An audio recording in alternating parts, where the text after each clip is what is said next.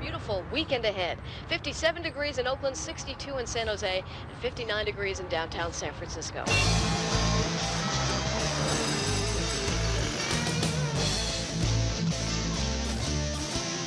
Right, ladies and gentlemen, Michael Savage, Hot Talk 560 KSFO.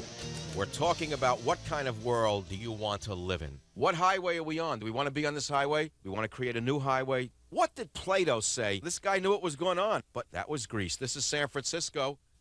De eso se trata, de mantenerse hablando hasta llegar a entendernos. Estamos sosteniendo la misma conversación que Platón y sus amigos tuvieron en el año 400 antes de Cristo. Did you see in the paper the other day about that high school student who was caught cheating at her college boards? Oh, yeah, I read that. Yeah. Oh, yeah. She said her teacher gave her the answers and told her that everyone cheats. That's the way the world works. But I think it's sad. People are under a lot of pressure. Let's face it here. If you were guaranteed that no one would find out, wouldn't you cheat? ¿Y usted haría trampa? ¿Engañaría? ¿Qué pasaría si en realidad existiera un mundo donde nadie engañara a nadie y donde los filósofos fuesen reyes? La República de Platón. Grandes libros.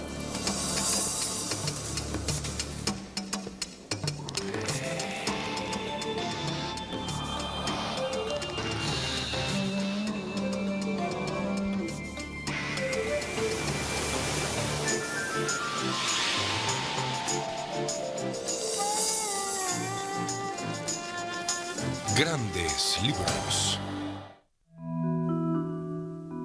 Este es un libro que nos atrae, juega con nuestras mentes y que no podemos abandonar sin antes decir lo que pensamos. Plato's Republic has the kind of power to intrigue and infuriate that few works can equal. You can argue about anything, from whether we should allow certain kinds of music to be sold, whether we should censor the arts. What is justice? What is a great society? What ought it be? What is authentic and what is fake? How one has knowledge. What do we teach the young? Whatever it is, it's somewhere in Plato. La República de Platón sigue las aventuras intelectuales de Sócrates, quien una noche, hace 24 siglos, creó una ciudad ideal, la República, donde todos los problemas de la humanidad están resueltos. This book, Plato's Republic, changed my life. William Bennett, el exsecretario de Educación de los Estados Unidos, asegura que este libro lo animó a entrar en la política. Plato says, yeah, we better have censorship in the ideal republic because you're going to have, otherwise you're going to have license. Everyone's going to do what they see on the videotape, and the videotape didn't even exist. He said he would kick out the poets, too. Go up to North Beach, I tend to agree with him. Mike Savage, que lleva un programa de opinión en la radio y se califica a sí mismo de conservador compasivo, lo lee regularmente a sus oyentes. It's sort of an internal chess game that I play with myself. And I will read a few pages and find my mind for, let's say, the pieces of thoughts that dance around in my head sometimes that get out of control, fall in place. It's a way of ordering my mind, my imagination, and all of my mental faculties. El poeta ganador del premio Nobel, Joseph Brodsky, lo rechaza. There are people and people, you see, and this is what Plato couldn't understand. He thought that all people should be like, well, let's say himself. La novelista Joyce Carol Oates pone en duda su sensatez. The Platonic vision is basically somewhat unreal. It's basically mad. ¿Loco? ¿Visionario? Platón ha sido llamado padre de la filosofía, primer feminista, idealista peligrosamente ingenuo y fascista. El hecho es que sabemos muy poco sobre él, o sobre lo que quiso decir en su más grande libro. It was indeed a kind of thought experiment to show the impossibility, precisely, of a perfectly just, perfectly communal, perfectly rational society. What the limits are, the limits that are rooted in our human nature. I think it's the deepest challenge against our way of life that there has ever been, and a deep challenge because it has a kind of great nobility and beauty to it. Platón nació en un lugar donde se rendía culto a la belleza y al conocimiento, en Atenas, 428 años antes del nacimiento de Cristo. El recién terminado Partenón dominaba la ciudad, como uno de los supremos logros de la primera democracia del mundo. Era la Edad de Oro, la era de las primeras representaciones teatrales y de los primeros escritos de historia universal. Eran los días en que los atenienses creaban un arte y unas ideas que aún nos maravillan.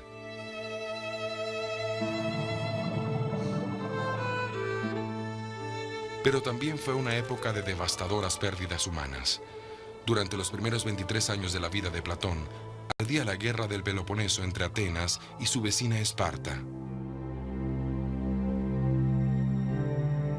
Platón presenció cómo la democracia ateniense se derrumbaba en manos de la aristocracia, para luego ser arrebatada por dictadores, hasta que la democracia volvió a tomar el control. Las únicas constantes, según la visión de Platón, a lo largo de estos acontecimientos, parecían ser la corrupción, la brutalidad y la ambición ciega. Aún así, quizás hubiese acabado en la política como el resto de su adinerada familia, si no hubiese conocido a un filósofo de la calle llamado Sócrates. Socrates seems to have stood out in absolutely every possible way. He said that he was to Athens what a gadfly is to a large, lazy horse, and that the gods had sent him there to prick Athens and to irritate it and to make it think seriously about the kind of life that its citizens were leading. He was there to make people uncomfortable. Ever since this scum set up shop here, he's made me work twice as hard. So you say Simmias here is your enemy because he makes you work harder than you did before? Wasn't that enough to make any man your enemy?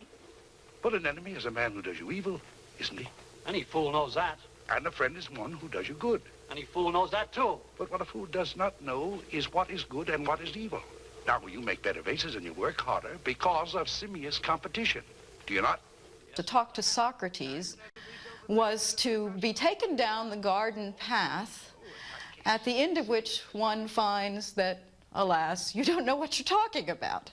So it's fun to read the works. You sympathize with the person Socrates is questioning.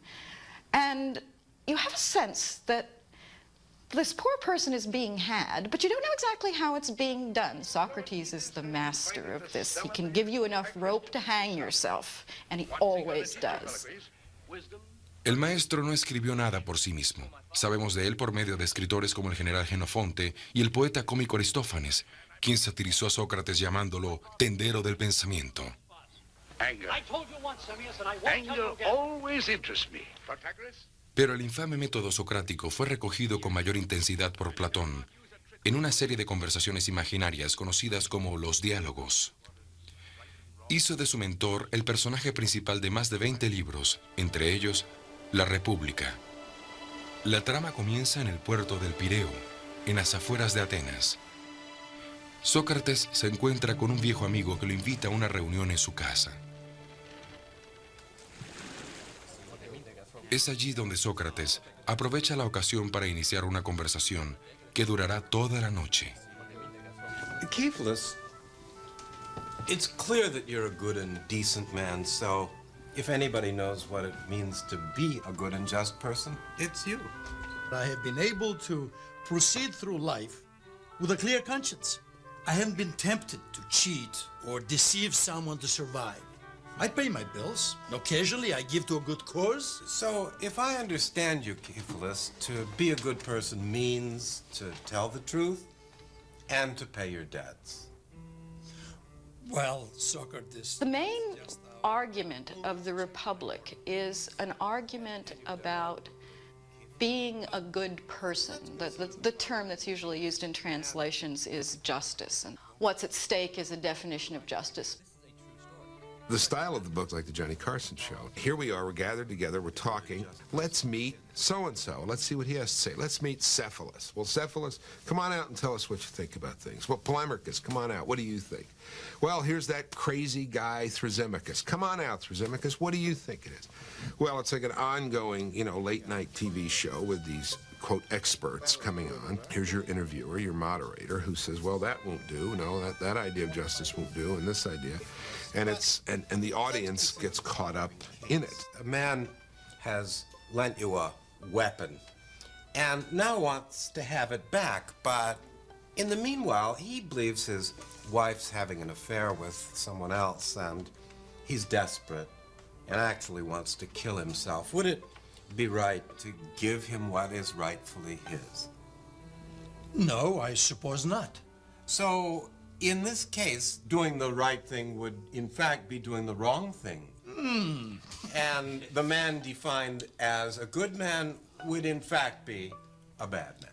Oh, come on, Socrates. Give me a break.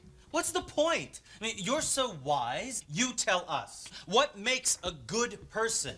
I have no answers at all. I was hoping, Thrasymachus, that you might tell us. Well, it's perfectly obvious that everyone is just doing what is in their best interests. I mean, the reality is that justice in this day and age is what is in the interest of the stronger party. As a matter of fact, I'll take it even further. The advantage goes to the unjust person every single time. See if I understand you. A estas alturas de la historia, Sócrates destruye la teoría de que la justicia está en el poder. Mientras tanto, en Atenas, el poderoso aplastaba al justo. Los dirigentes de la tambaleante democracia acababan de perder la guerra del Peloponeso y estaban cansados de ser vapuleados por la aguda lengua de Sócrates. En el 399 a.C., a los 69 años de edad, el filósofo fue llevado a juicio por minar las bases del sistema. The official charge was that he did not believe in the gods of the city and that he corrupted the young. He showed you how to find holes in what other people believed, but didn't necessarily, in fact never, substitute something positive in its place. And that was seen as a very dangerous thing, which in fact it was. After all, Plato, his greatest disciple, was also the greatest critic Athens has ever had. Al juicio de Sócrates asistió más de la mitad de los atenienses, entre ellos Platón. Este cuenta que a Sócrates se le ofreció la libertad a cambio de que no continuara cuestionando a la gente, pero se negó, proclamando que una vida no examinada no valía la pena ser vivida. Fue hallado culpable por un tribunal de 500 miembros. Sócrates sugirió ser sentenciado de por vida a comer gratis en el palacio municipal, pero nadie se rió. Fue condenado a tomar un veneno extraído de la planta de la cicuta. El relato de Platón sobre la muerte de Sócrates lo transformó en un símbolo de la libertad de expresión y un tema favorito para artistas como Jacques-Louis David. His friends come to say goodbye to him, and he spends the whole day trying to convince them that the soul is immortal and that after he dies, the soul, which is the most valuable part of the human being, is going to remain perfectly unharmed. Socrates takes the poison and starts drinking it and continues discussing the issues. The executioner says, please don't do that, because if you get agitated and you talk too much, the poison doesn't work so quickly. Socrates says, now leave me alone, he says. Leave us alone, my good man. Your job is to give the poison as many times as it takes to kill me. My job is to have a discussion for as long as I can. He insisted on talking until the very, very end. Plato closes the dialogue by describing him as the best, the wisest, and the most just man of all we knew at that time.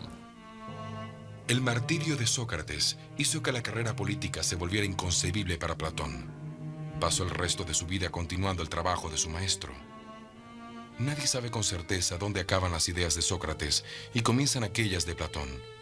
Con el tiempo, los dos nombres se han vuelto intercambiables. Es siguiendo a Sócrates que Platón proyecta un nuevo mundo, donde gobierna la sabiduría y no el poder.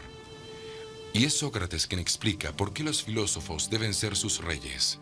A menos que los filósofos gobiernen los estados, o aquellos que hoy se llaman reyes y príncipes de este mundo, sean verdadera y seriamente filósofos, de suerte que la autoridad pública y la filosofía se encuentren unidas en el mismo sujeto, no hay remedio para los males que gobiernan a los estados, ni aún para el género humano. Incidentally, if you'd like to join the dialogue, 808-5600 is the number to call. Alec and Tiburon, welcome. Well, is it, what... De vuelta a la reunión, Sócrates ha resultado ser un comensal del infierno. El resto de los invitados ha sido arrastrado al debate. I'd like to believe that honesty and morality and justice are qualities that are worth having, even if they never bring fame or glory or power, but I don't think you've begun to make your case. Are you willing to compare the lives of two men, say, one poor, rather boring, innocent citizen who is wrongfully accused of theft and thrown into jail, with the mayor of the city, who's renowned as a dynamic, charismatic leader, but who in reality is robbing from the public trust, cheating on his wife, and getting away with all of it. Which of them is better off? You want me to prove that virtue is its own reward? But you have to prove that the good and honest person who goes unrewarded and unrecognized comes out ahead in the end. You're on. We'll begin with a very simple society with men and women leading very basic lives, living close. Y entonces Sócrates comienza a fantasear en torno a la primera utopía de la literatura occidental. Tal vez aquí el hombre justo pueda llevar una mejor vida, razona, ya que después de todo, la sociedad es reglamentada por las almas. He originally creates the city as a device in order to understand something about human beings. He wants to say that each of us is made up of three parts. There's a rational part, there's an emotional part that loves honor and gets angry and so on, and then there's what he calls the appetitive part, which is the part that wants food and drink and sex and so on, the bodily appetites. Esos apetitos animales deben mantenerse enjaulados. La razón y el honor gobernarán en la república, como gobiernan en el alma de los justos. Cada quien tendrá un trabajo de por vida, y habrá un código de color para cada clase. El bronce para obreros, mercaderes y artesanos. La plata para policías y soldados. Y el oro puro, naturalmente, para los reyes filósofos. See, he said that there's three types of people, the gold person, the silver person, etc. Now you may say, oh, my God, that means some people are not as good as others. Well, let me ask you something. Who's to determine what class they get into? It's real simple. I could never be a linebacker. I said that yesterday on the 49ers. But don't let me sit and listen to somebody tell me every 49er is capable of being a poet or a philosopher. Right. We're not all equal. En la República de Platón, los reyes filósofos preferirían dedicarse a pensar, pero el deber exige que gobiernen el Estado. El vínculo materno está prohibido. Podría restarle fidelidad al Estado. Las madres cuidan a los bebés, pero ninguna sabe cuál es el suyo. El lugar de un niño lo determina no el sexo o la raza, sino únicamente la inteligencia. Una hija de campesinos podría llegar a ser filósofa reina. He does imagine that there will be some women all the way up to the top class. If then we use the women for the same ends as the men, we must teach them the same things. Yes, the males received an education consisting of literature and athletics. Yes, then we should give these two sorts of training to the women too, and military training also, and we should treat them in the same way. Los lectores de la época de Platón seguramente recibían todo esto con asombro. La mujer ateniense no tenía derecho al voto ni a la educación. Con frecuencia ni siquiera eran usadas como parejas sexuales. La esposa no comía en la misma mesa del marido. Era pues impensable que luchara a su lado en la guerra. It's a world in which men and women are completely equalized on the premise that women must never again be mothers. So I think what Plato means to say is this is what it would take to really overcome sexual differentiation and hierarchy. ¿Fue pensada la República como un proyecto real o como una sátira política, como insisten muchos académicos? Quizás tengan un poco de ambos. There is a sense that in his city I would not be able to do what I liked. There is a sense in which I would not be able to have my own family in his city. Those are very, very frightening ideas. On the other hand, there is this incredible love of learning, of understanding, of trying to fit all the various pieces of our lives and of the world together in such a way that they, even for one moment, make sense to us. This is such a powerful idea that there are moments when you say, even if the price is the other, it might be worth paying. Platón no desea que los gobernadores peleen por dinero ni por relaciones personales, y por eso los priva de ambos. Al resto se le permitirá la comodidad de sus hogares y familias, pero no podrán opinar acerca del funcionamiento de las cosas. Los propietarios no pueden gobernar. Los que gobiernan no pueden ser propietarios. Es una idea interesante. Para mantener la calidad del rebaño, los reyes filósofos realizarían secretamente sorteos periódicos de cónyuges en busca de la mejor descendencia. Una vez que los niños nacen, la sociedad comienza a dar forma a su carácter, temprana y cuidadosamente. Shall we just carelessly allow children to hear any casual tales which may be devised by casual persons, and to receive into their minds ideas for the most part the very opposite of those which we should wish them to have when they are grown up? We cannot. El grupo de relatos de William Bennett, El libro de las virtudes, comienza con esa cita de la República. Could most popular commercial television be anything more obvious than what he's talking about casual tales by casual people? Except a lot of television is worse than casual. Some of it is downright nasty and mean and corrupting. There's really only one fundamental political question, and that is the education of the young. It's a very Platonic thought. I mean, I think anyone would agree. What do we tell them about ethics? What do we tell them about jobs, life, career, destiny, fate? Isn't that what determines the future of this country, education? And that is essentially what he's saying in this book, that the whole course of a city-state and the whole course of a life depends upon education. Para asegurar que la República mantenga su curso, a los niños se les permitiría escuchar solo relatos heroicos y edificantes. Las historias de Homero sobre las temperamentales rabietas de los dioses y sus juergas con los humanos quedaban fuera, al igual que la música alborotada. Sócrates decreta que cualquier poeta que se niegue a producir relatos políticamente correctos será expulsado del reino.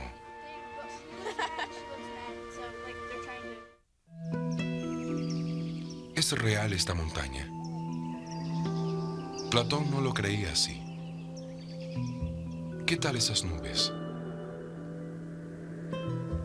Esta flor. Esa abeja. Decía que eran solo copias, que hay un mundo paralelo donde encontraremos a la nube ideal, la flor original, la perfecta abeja. El alma lleva grabados estos modelos desde la concepción. Así es como reconocemos a un árbol, por ejemplo, al verlo. Para Platón, la idea del árbol que se tiene en la mente es la real. Este árbol en particular, y los otros que vemos, son solo imitaciones de esa idea. What's true, as far as Plato is concerned, must be invisible to the eye. Platón sentía que nuestros ojos eran engañosos, que ver no era necesariamente creer. En busca de una manera segura de separar la realidad de la ilusión, de resolver el caleidoscopio de impresiones que asaltan nuestros sentidos cada día, dio con una solución: la teoría de las formas. Plato's theory of forms is an effort to explain what's true in an absolute sense. What is it possible to know, really? Answer: what doesn't change. When you learn geometry, you're not learning about chalk circles.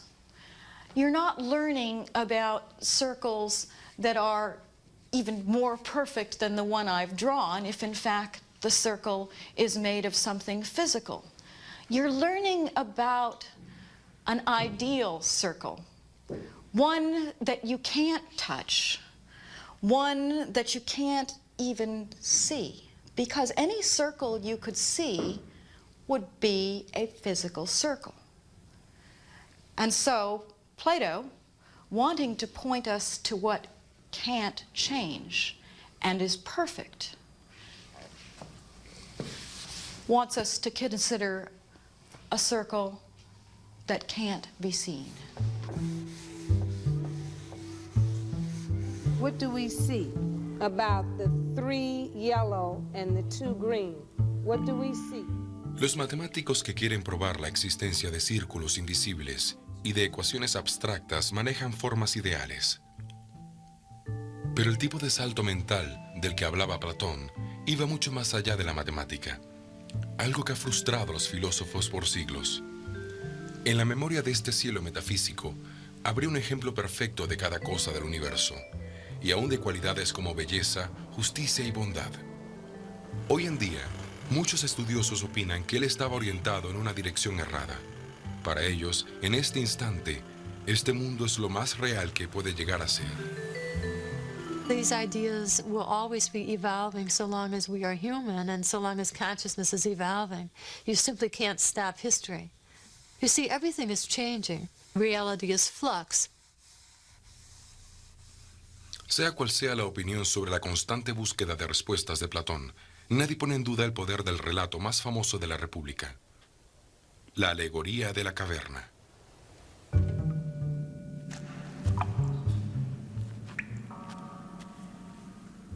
Imaginemos que este fuese el único mundo que hubiésemos conocido, que desde que tenemos memoria, hemos estado encadenados aquí, en esta cueva, mirando la danza de sombras proyectadas en el muro.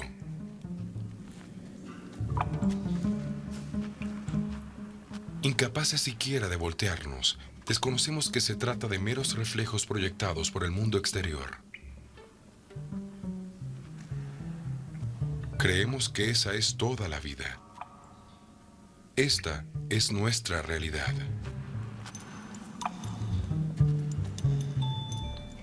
Pero un día, un prisionero se libera.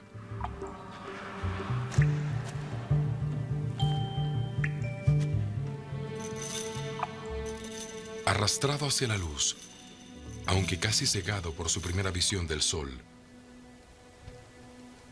logra, poco a poco, abrir los ojos y ver el mundo más allá de la caverna. We are prisoners right now. We are now in the middle of a cave. Don't think of a dark room in which we are all tied up. This is the cave. The freest moments that we have for Plato are moments of imprisonment, are moments of slavery.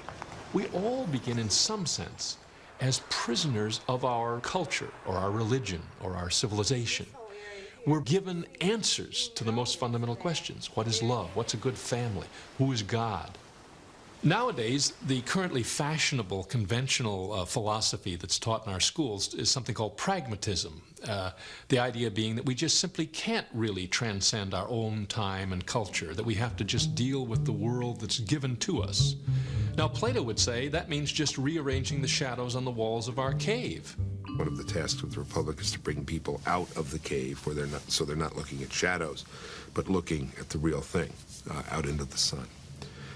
If there's a cave today and shadows that people are looking at, it is the sort of darkened living room at 4 in the afternoon with those images flickering across the screen, miseducating the young. El conocimiento de que hay un mundo real afuera ¿sería grato a sus compañeros de prisión? No precisamente. Platón finaliza la historia diciendo que, si pudieran romper sus cadenas, descuartizarían al iluminado por querer destruir sus creencias establecidas. Y claro, una vez que se ha visto la luz, es difícil volver atrás. Como Sócrates descubrió, ser portador de nuevas ideas es un trabajo solitario.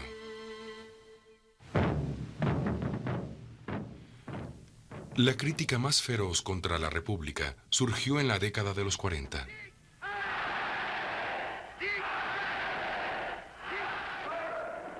El filósofo Karl Popper acusa a Platón de haber abierto la puerta a semejante locura con el modelo eugenésico de Estado que había imaginado en el año 386 a.C. People do think of Plato as a fascist, as maybe the first fascist, maybe as the greatest fascist. I think it's extraordinarily unfair and inaccurate to think of him in those terms. He does not believe in any kind of racial superiority of the people in his city. He does not believe that this society can come about by, as it were, forcible means. The idea that Plato foreshadows certain ideas that we come to associate with fascism, let's see, I think that's fairly tenable. If Plato had never lived, however, we would still have had Hitler. One certainly can't blame Plato for for Hitler or Stalin or Marx or Lenin. It's not for their theories that they're remembered, but for their actions. They were brutal murderers. A menudo, las ideas tienen consecuencias impredecibles. Platón glorifica al grupo a expensas del individuo, una idea que cobraría eco con los siglos y estallaría en el siglo XX. Platón soñó con un mundo guiado por una genuina sabiduría y bondad.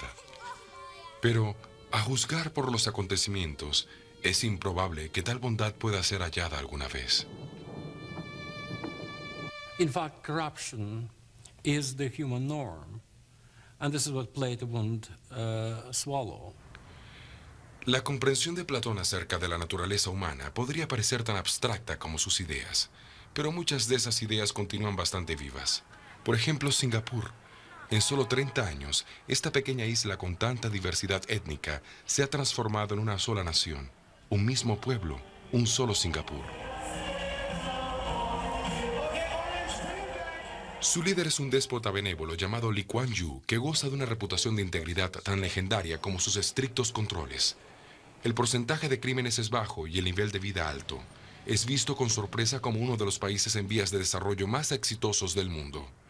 Es una nación con camisa de fuerza. I love that. That's very beautiful. So you're saying... How do we make America an orderly state without making it overly orderly and turn it into a Singapore where a piece of chewing gum on the street is an offense for $500, for example? I don't want to live in this Huxley and Brave New World, okay? So I think maybe Plato's Republic can also warn us away from an overly ordered state, an overly clean place, an overly good place. Time to take out the trash and clean out the barn.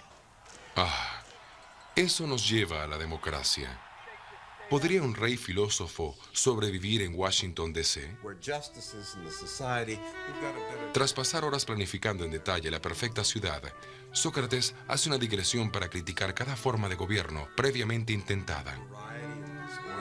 What is it you really have against our democracy, Socrates? Oh, nothing at all. Democracy is a charming form of government, full of variety and disorder, bestowing equality on equals and unequals alike. Quizás ahora podamos entender por qué le dieron la cicuta. Our political process. On the one hand, it's wonderful that anyone can grow up to be president. On the other hand, it's frightening that anyone can grow up to be president.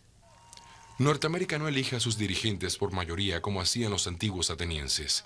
En su lugar sostiene un concurso de popularidad. Platón pudo haber admirado la idea de tener un pequeño grupo de hombres y mujeres sabios para que procuraran que las cortes fueran más justas. Pero quizás consideraría la obsesión norteamericana por el poder individual, el dinero y el éxito como síntomas de una sociedad seriamente enferma en su alma. One of the serious criticisms Plato addresses to democracy is that its love of freedom easily becomes a love of license without realizing it, that a taste for having no restrictions can easily replace the more thoughtful and mature conception of freedom, which is freedom has to be freedom under the rule of law. I mean, can we admit that our public life is disordered in something like the way Plato says, and yet still defend our own way of life? What can the role of reason be in a democracy like ours without taking away the freedoms that we all cherish? ¿Habrán sido tomados en cuenta los argumentos de la República de Platón por los fundadores de la República Norteamericana? Pues Thomas Jefferson releyó el libro en su vejez y escribió a John Adams para quejarse. Mientras repaso con dificultad la jerigonza caprichosa e ininteligible de esta obra, la abandono para preguntarme cómo pudo haber sucedido que el mundo consintiera por tanto tiempo en dar reputación a semejante disparate. Este fue, recordemos, el hombre que escribió la Declaración de la Independencia. Los Estados Unidos de América se fundaron bajo la creencia de que todos los hombres fueron creados iguales. Platón edificó su mundo sobre la premisa de que todos los hombres son diferentes. Los ciudadanos de la República están satisfechos con sus lugares en la vida, porque se les ha inculcado que los dioses los han creado para diferentes propósitos. De allí que crearan a algunos con oro en sus venas, a otros con plata y a algunos con bronce. En el libro, Sócrates llama a la historia la noble mentira. We too have our myths, our noble lies, the Declaration of Independence. Prior to a probing philosophical analysis, which very few people undertake, it really comes to us and is taught to us when we're young as a kind of myth, a kind of poetry, a kind of beautiful belief. And what the philosopher in our society, if he was a Socratic, would have to do is question it, doubt it, ask, what do we mean by human rights? Do they exist? La República fue el último intento de Platón por reivindicar la forma de vida de Sócrates. En la alegoría de la caverna, apunta que el prisionero que escapó no puede sentarse solo por siempre bajo el cielo de las ideas. La tarea del filósofo es volver a la cueva e intentar apartar gradualmente a los otros de las sombras. The deep insight into human beings here is that we are political creatures, that the life of the city and our lives are inextricably entwined. That probably explains why I'm engaged, personally, so much engaged in public life and politics.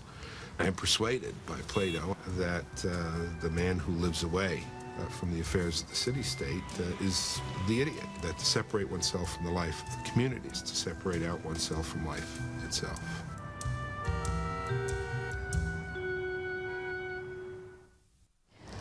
Plato wasn't just someone who lectured and wrote. He was someone who started a school. His school was called the Academy.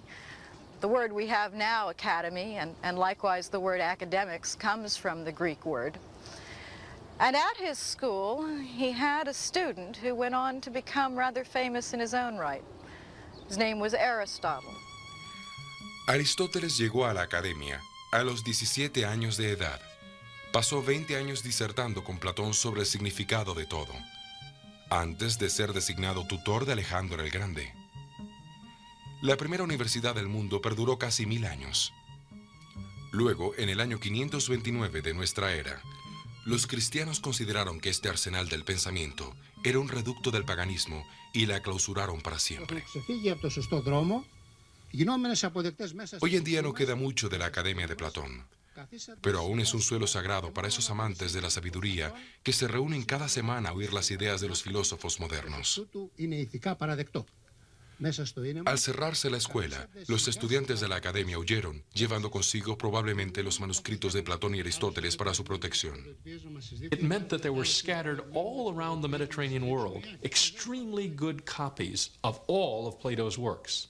And this meant that the odds that they would last through the Dark Ages and be rediscovered in cellars and in wine casks and all kinds of crazy places was much greater than, for example, poor Sophocles or poor Euripides, most of whose plays were lost, and so on. Sócrates sobrevivió al oscurantismo gracias a los eruditos islámicos. Tradujeron Platón al arábico y sus libros circularon a través de Egipto, India, Persia y España. Con los siglos, los textos antiguos finalmente salieron a la luz en Europa y se tradujeron al latín y otras lenguas.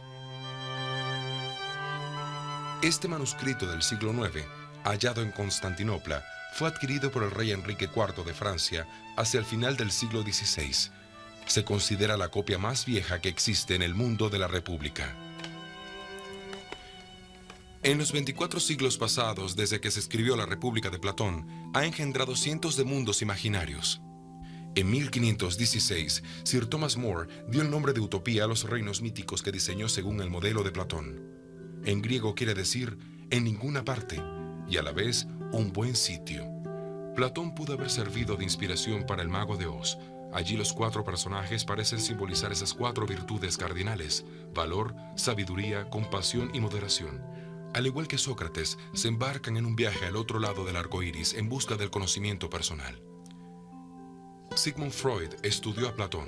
El creador del psicoanálisis dividió la psique en ello, yo y superyo, conceptos que guardan semejanza con el equilibrio platónico entre razón, honor y pasión, propio de un alma bien templada. That idea that the person is the soul or the mind, and that the body is somehow external and temporary, a bit like a house in which you might live, has been a very prominent idea in the history of Western civilization. Of course, it has obvious connections with the immortality of the soul in Christianity. El filósofo alemán Nietzsche llamó al cristianismo Platón para el pueblo. El poeta Percy Bysshe Shelley llamó a Platón uno de sus dioses. Hasta Conan Doyle, el creador de Sherlock Holmes, rinde tributo a Platón al citarlo en labios del Dr. Watson, cuando describe a su amigo detective como el mejor hombre y el más sabio que haya conocido. Allow me to congratulate you on a brilliant bit of deduction.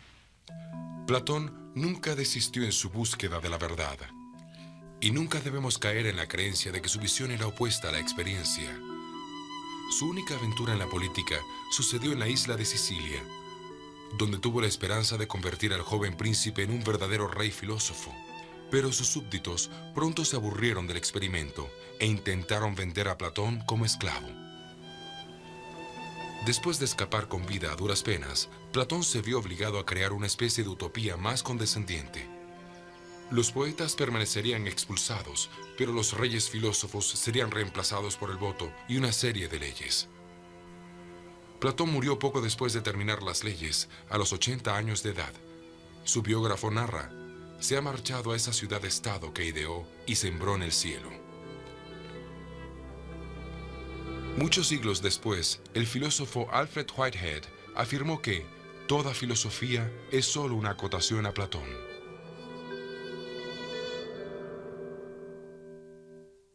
He imagines that he is a master in dishonesty, able to take every crooked turn and wriggle into and out of every hole, bending like a withy and getting out of the way of justice, and all for what? In order to gain small points, not worth mentioning.